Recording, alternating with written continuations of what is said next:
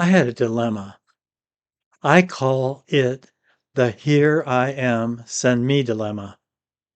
It's about reticence and fear of committing fully to God's will.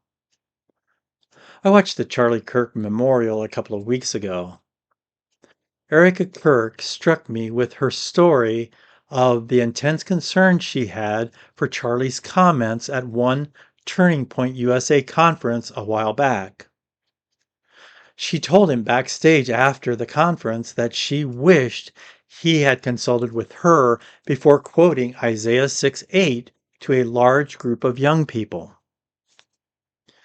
In the verse, Isaiah tells God that when God asked Isaiah who would go to help save lost Israel, Isaiah said, "Here I am, send me." Charlie said that to the group of young people that he also told God the same thing about lost America. And Erica shared at the memorial service that God might take him up on his words and that she feared for their young family. For years, I've had the same fear that Erica shared. What would it mean to give total control of my life to the God of the universe? And would he take me places I didn't want to go? What would it mean if I did what Charlie Kirk did and told God, "Here I am, send me"? I realize I don't have nearly the platform that Charlie Kirk had. The circle around me is minuscule by comparison. But the giving over to God of any life is the same no matter who says it. One member in my church said it best on a Wednesday night a couple weeks ago. He said that he read a book where the author said, "Be careful what you ask for because God might take you up on it." So, what was it that I was so scared of for so many years that I could never quote that verse for myself? I think I have the answer. It's the fear of suffering. You see, I'm a wimp at heart. I hate even the smallest amount of pain. I wince when I hear of stories of intense suffering of others in my family, in my church, and others that I know. I even think of celebrities who seemingly had the world by the tail, but they ultimately met the fate of every human being on earth: suffering and death. I equated that verse as giving over to God that which I was hesitant about, my life. My fear of suffering, death, and even jail has served me pretty well over the years. It kept me from delving too deeply into drugs and alcohol.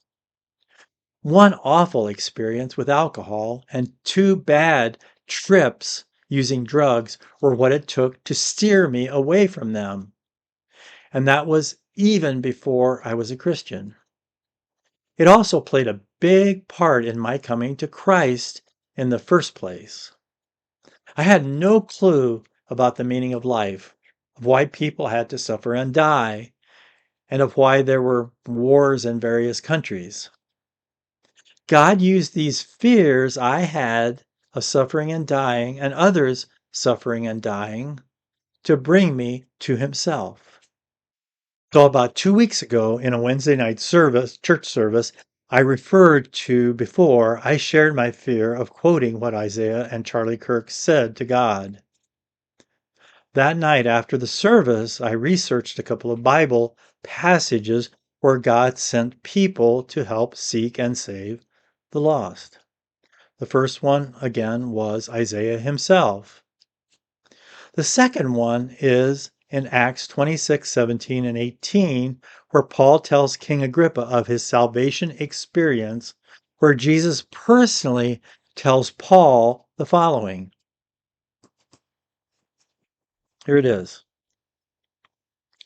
"I am sending you to them to open their eyes so that they may turn from darkness to light and from the power of Satan to God, that they may receive forgiveness of sins and a share among those who are sanctified by faith in me. Jesus personally told Paul that he was sending them to lost people so that they might turn from darkness to light, and that it's not something to be scared of. That night, I concluded that God calls all Christians to say the same thing to him, and that it's not something to be scared of. God has the entire plan for each of us in the palm of his hand, and we don't need to fear what he has control over. In conclusion, I said it, and I think it's safe for all of us to say to God, who wants to send us out to save a lost and dying world, "Here I am, send me."